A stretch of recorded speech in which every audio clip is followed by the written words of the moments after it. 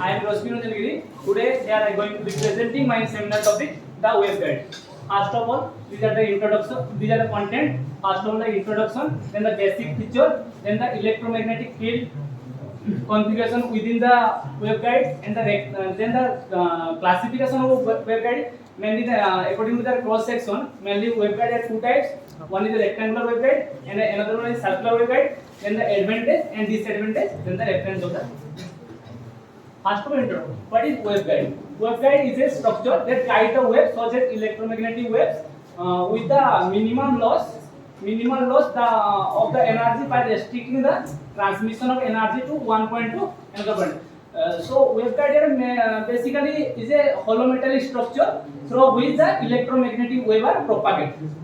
Or the typically, according to the cross section, waveguide are mainly two types. One is a circular waveguide, another one is a rectangular. This is the structure of the rectangular waveguide.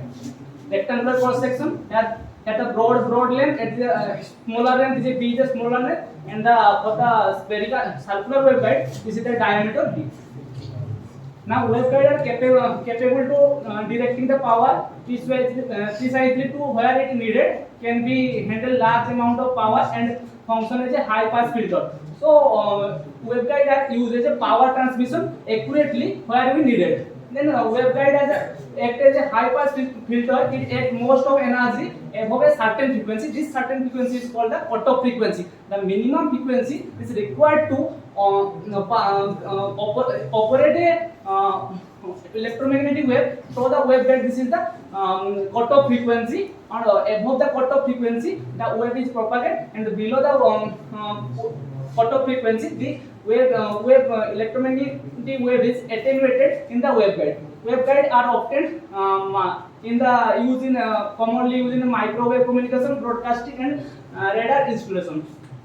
Now what we need to know about the waveguide. A waveguide is a hollow metallic pipe designed to carry microwave energy and one place to another, and it is made up of metal like copper and brass.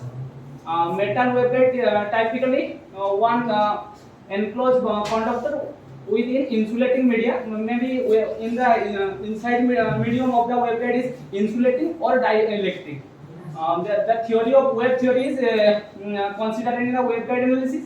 The operating mode of the waveguide is transverse magnetic or transverse electric. The transverse electromagnetic mode is not supporting the waveguide, since we consider the waveguide is a single conductor.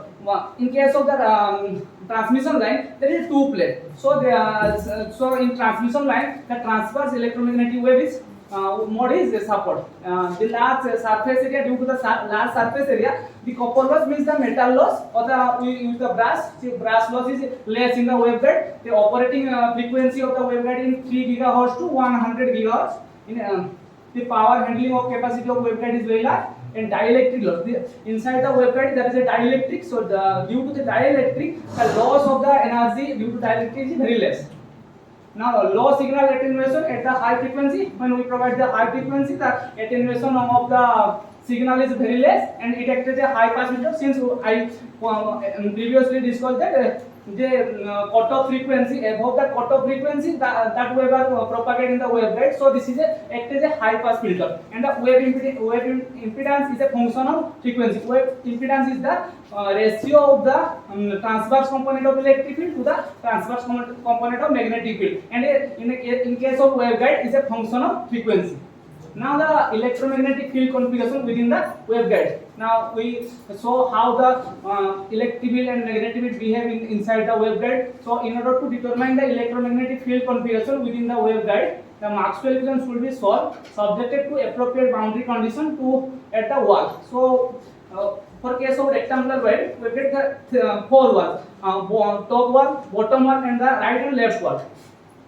And for the circular waveguide, there are two layers.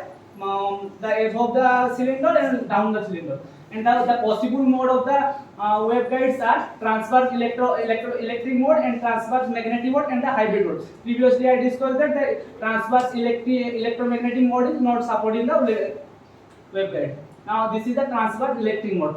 here the electric field is purely transverse to the direction of propagation, and the magnetic field is not purely transverse. See, that is I shows that the electric field is perpendicular to the direction of propagation. So all of the electric field is this is if my suppose this is suppose consider a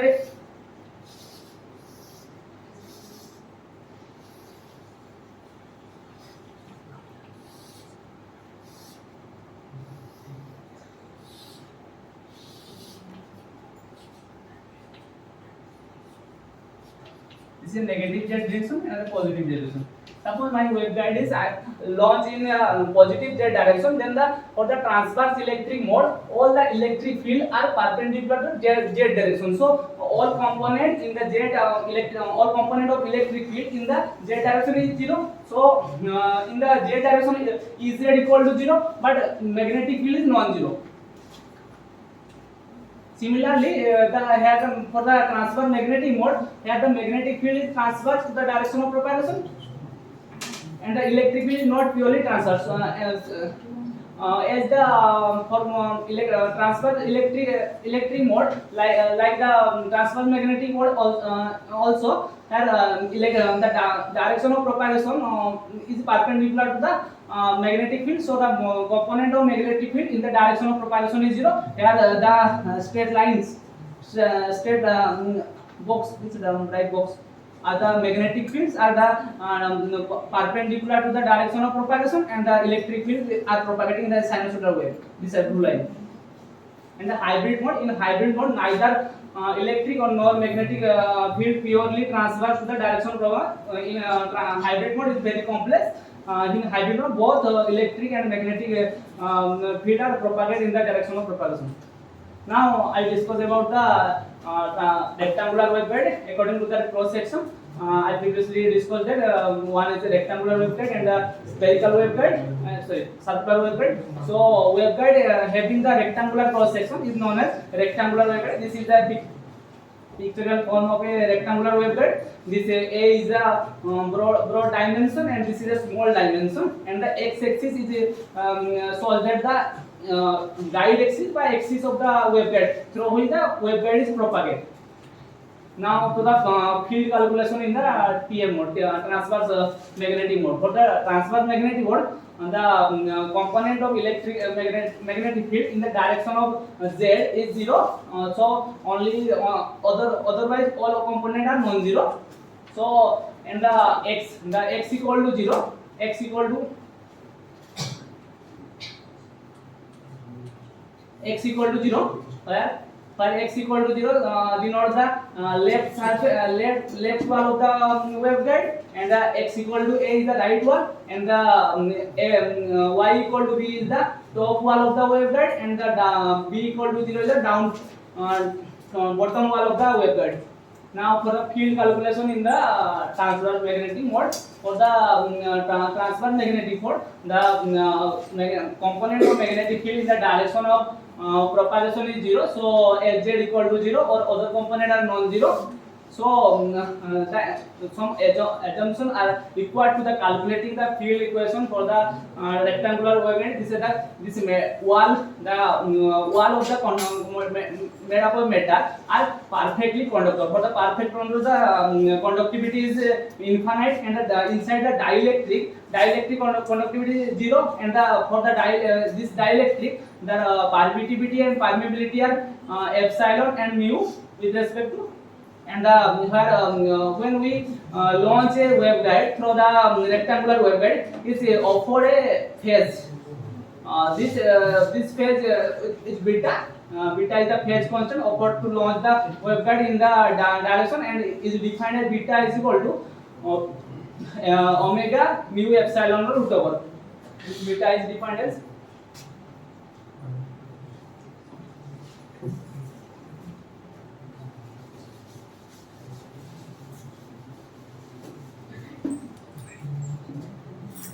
beta is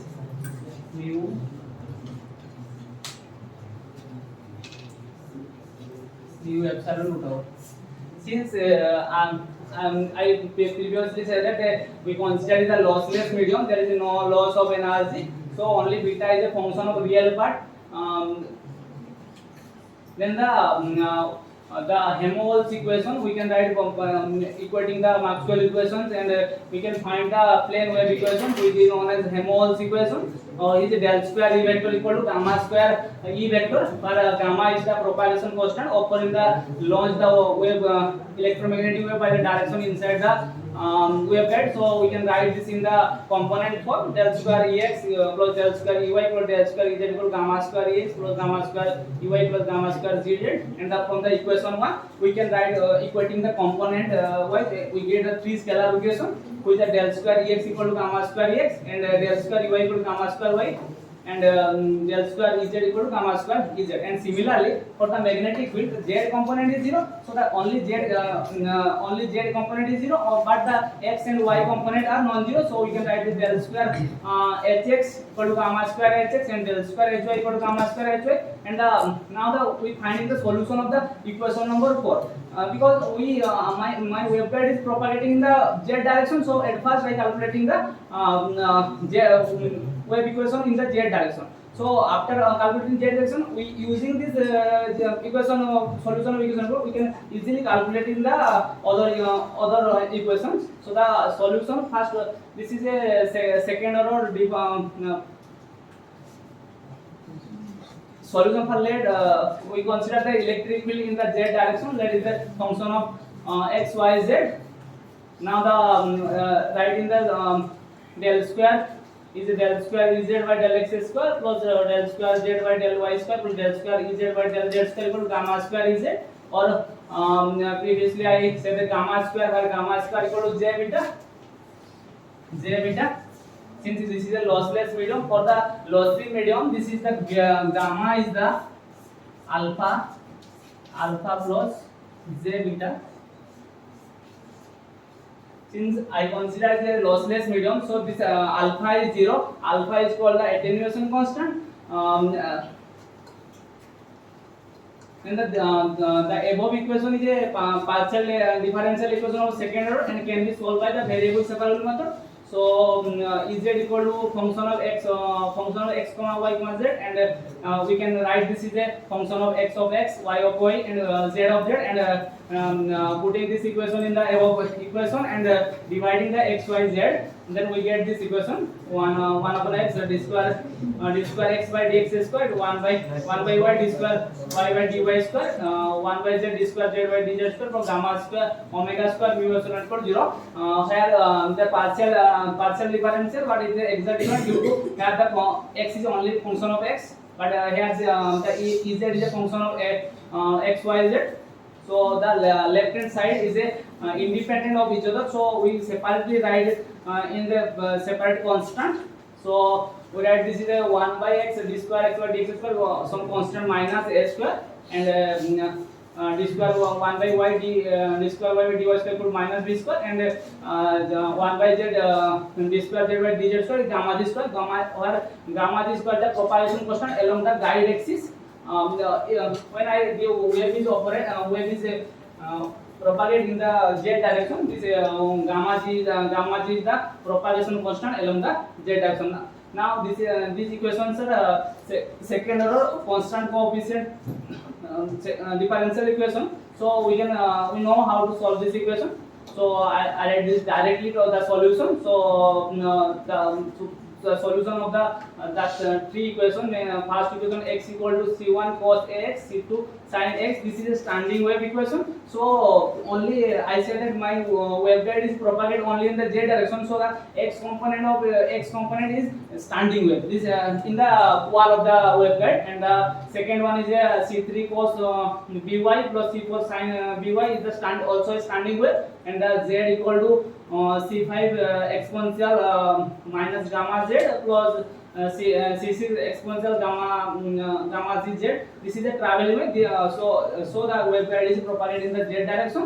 Now from this above, we write this Ez equal to x of x, y of y, and z of y. This is a solution. So we can write that Ez equal to this quantity, or multiplying this Ib V2I and Ix.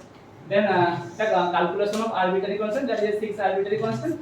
Since the wave is propagating in the z direction, not reverse wave, so this is C6 is 0. This component is 0 only in the z direction, not in the minus z direction. So this equation can be written on cancel only the C6 is 0. Then in the now using the boundary condition. Now I saw that. Since the wave, electromagnetic wave are propagated in the inside the dielectric medium, the electric field near the conductor, near the wall of the conductor, like you have x equal to 0. This one left wall. We know that in the conductor, electric field is always perpendicular. Electric field section is always perpendicular. But if we close the electric field left wall, then it look like a tangential component of electric field. So where the for the electric field tangential component is equal to the dielectric tangential component. Since we know that the tangential component is always 0 for the conductor, so that at the wall of the waveguide the electric field is 0. So and similarly for the other walls also. So we using this boundary condition at the bottom wall y equal to 0. For the C3 is 0. C3 is 0 since it's Z equal to 0, Ez equal to 0. So Ez here Ez is 0. So y equal to 0. Putting that here y equal to 0. Y equal to cos y sin y 0. For the C3 is 0. All quantity is 0 and the two equations are balanced. So C3 is equal to 0. Similarly for the left wall x equal to 0, x equal to and Ez equal to 0. So Ez equal to 0 or and x equal to 0. X equal to cos 0 is 1 and this quantity also sin 0 0 and here also C3 previously 0 and so this quantity C1 is 0. C1 for the balancing the equation. And the top wall, for the top wall this y is equal to b. So Ez and the Ez equal to 0. That is sin. Putting this value, we get this sin capital B, small b, capital B equal to 0. So capital B, small b equal to sin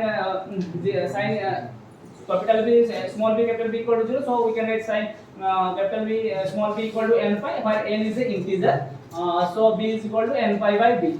So for the right wall, similarly for the right wall, we get this a equal to m pi by a, m also a integer. Now the applying this above boundary condition in this equation x, we get that electric field in the z direction is E naught sin m by x by a into sin n pi y by b and into the e to the power minus z gamma z cap. For E naught is the, so we get this constant, some constant and multiplication of other constant we get in this equation, and E naught is the peak amplitude of the electric field, and we know that value of gamma equal to add this j beta so where the gamma z in the propagation in the direction of propagation, so I write this is j beta z.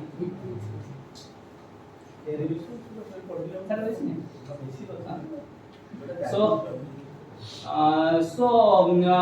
for the Ez, we using the Ez and using a, so this matrix we can easily calculate the Ex component, Ey component, and y, Hy and Hx, and this is get the where H is a x square plus b square. When I offer this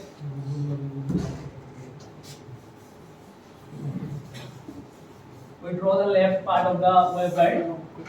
When the wave is propagated, the waveguide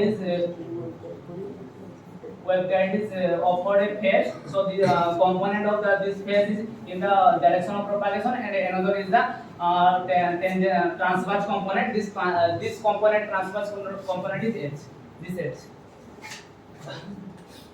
Now the mode, since the n and m are the integers, so for the different m value we get the different modes. For the discrete electromagnetic field pattern is called the mode. For the so the transfer magnetic mode TMM, where m is a integer and n is a integer. For the we consider this as a integer. So m equal to 0, n equal to 0. This mode is not existing, since we putting this equation is the m equal to 0, n equal to 0, all left side right side is 0, so electric field in the z direction is also 0, so this mode is not non-existing. So similarly the m 0 mode and the tm 0m mode is not existing. So it is not that those mode are existing and not existing. This is m equal to n equal to 0, m is equal to 0, no, n is not equal to 0, and m is not equal to 0, n equal to 0 is non-existing. And the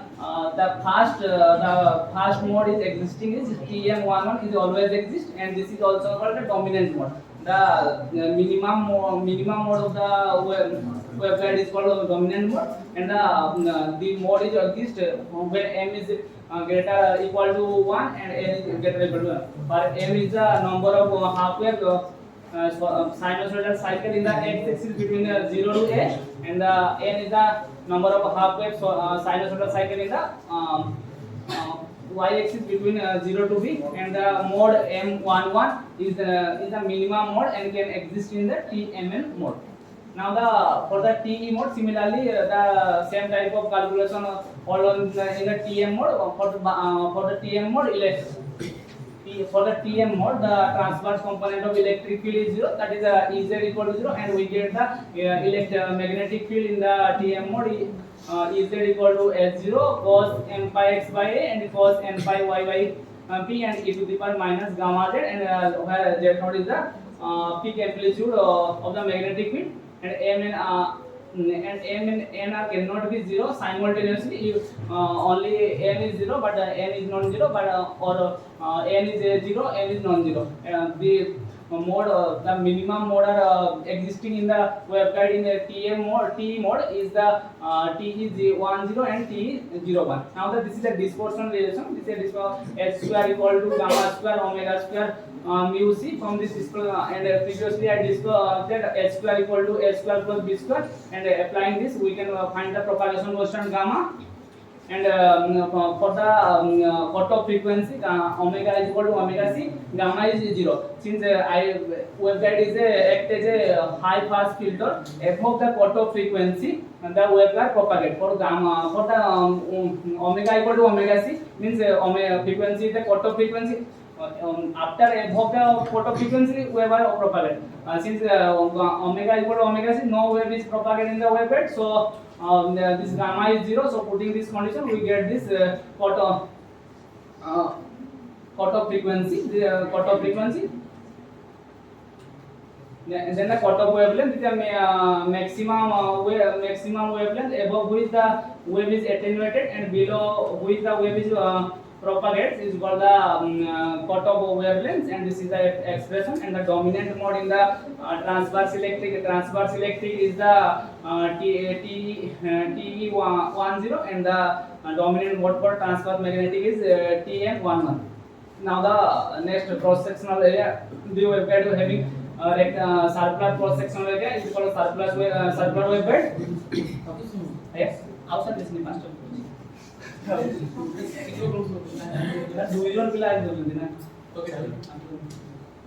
circular waveguide is a hollow metallic tube of circular cross section, and mainly made up of a brass and copper. And the dominating mode in circular waveguide is TE11, and the circular waveguide are using the rotational coupling. What is rotational coupling? The rotational frequency is close to the natural frequency. This is called rotational coupling. Now the solution of the cylindrical coordinate system for the del square E vector equal to gamma square E vector, we find this from the Helmholtz equation and find this solution. Then where J and K R C we find a differential equation and putting some boundary conditions, then we get a Bessel equation, and after solving the Bessel equation we get the Bessel function, and this is the dispersion relation for the circular waveguide, and this is the solution for the magnetic field for the circular waveguide. Now the wave path in the waveguide of the various frequency. For the various frequency, how the wave path is such. For the high frequency, as the frequencies depend upon the phase factor. So for the at the dielectric medium in the waveguide is offered a phase. So the for the high frequency, he's providing a high phase. So this wave is look like this, and for the medium frequency this type, and for low frequency this type. And the advantage and disadvantage of waveguide: advantage, the microwave energy when travel through a waveguide experience lower loss than a coaxial cable, and low power is very negligible in the waveguide. They can handle very large power in the kilowatt. They are easy to manufacture, and they offer very low loss or the low value of the alpha attenuation. And these are the disadvantages. The low frequency signal get attenuated, and transverse electromagnetic mode is not supported in the waveguide, and large in size and more weight, and very costly, and the only used for the specific purpose. And these are the some reference I used to make this PPT. And